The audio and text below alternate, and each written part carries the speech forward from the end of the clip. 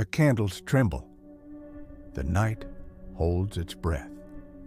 In the Lincoln bedroom, a tall silhouette lingers by the mantel, immovable, unmistakable. A stovepipe hat catches the dim light, and for a moment, time forgets to move. What if America's most revered president never truly left the White House? Tonight, we step into history's echo and ask, is Abraham Lincoln still walking these halls? Let us go back. April 14th, 1865. President Abraham Lincoln attends a comedy at Ford's Theater. John Wilkes Booth slips into the presidential box and fires a single shot.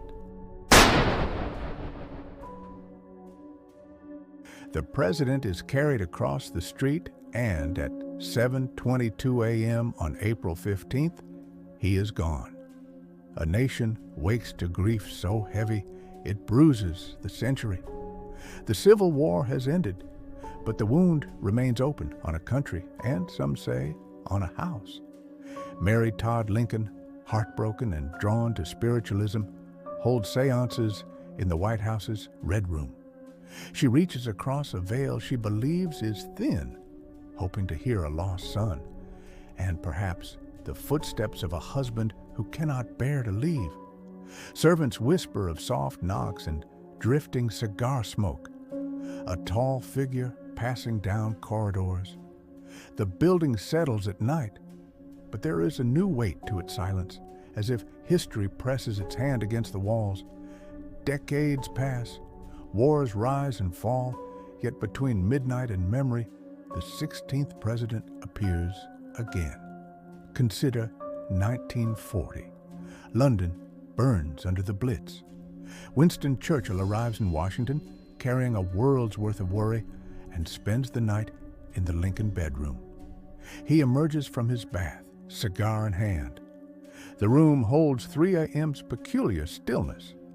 And then, there he is, the tall figure by the fireplace, face lit like a portrait come alive. Churchill, never at a loss, inclines his head. "Good evening, Mr. President. You seem to have me at a disadvantage." The figure softens, almost a smile, and fades like breath on glass. Was it the strain of war? A trick of shadow? Or does Lincoln visit leaders when the night carves the world into choices? Eleanor Roosevelt, working late through the 1930s, feels him more than she sees. An electric hush. A sense that someone considerate stands just behind her, as if to say, "Continue." Staff report a gaunt figure, hands clasped behind his back. She doesn't call it a haunting. She calls it presence. Subtle, steady, like a compass pointing north. Then there is Queen Wilhelmina of the Netherlands during World War II. A midnight knock. She opens the door to a tall man in black coat and stovepipe hat. The Queen faints. She describes the unmistakable face of Abraham Lincoln. Are these hallucinations or proof of the afterlife?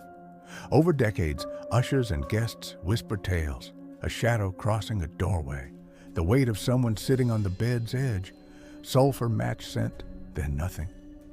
Sometimes a voice, low, deliberate, like a river under ice, with malice toward none, with charity for all, not a threat, not a moan, a reminder. Fainter still, a house divided against itself cannot stand. How explain a president keeping appointments after the clocks run down? One theory, trauma leaves temporal residue, emotion imprinted on a place, replaying like light in old glass. The paranormal view, Lincoln as sentinel, a guardian spirit walking corridors in crisis, checking the Republic's locks. Skeptics offer a colder key. Suggestion, a White House pressure cooker of symbols. Sleep deprivation, historic decor. A coat stand becomes a silhouette. But perhaps truth stands in the hallway between, where memory shapes air and what we most need to remember takes form. Abraham Lincoln's legacy is immeasurable, The president who spoke to better angels in our darkest hour. Perhaps his ghost stories aren't about fear, but responsibility. A nation keeps vigil. A president keeps watch. That government of the people, by the people, for the people, shall not perish from the earth. Perhaps Lincoln's ghost endures because we still need his wisdom. In every era, the house is tested. In every era, a calm voice invites us to stand taller. What's your favorite presidential ghost story? Tell us. And if you stood one night in the Lincoln bedroom, what would you ask him first? If you enjoyed this journey through history and mystery, join us next time when we explore another corner where history whispers. Until then, listen closely to the silences between heartbeats. You never know what echoes might linger there.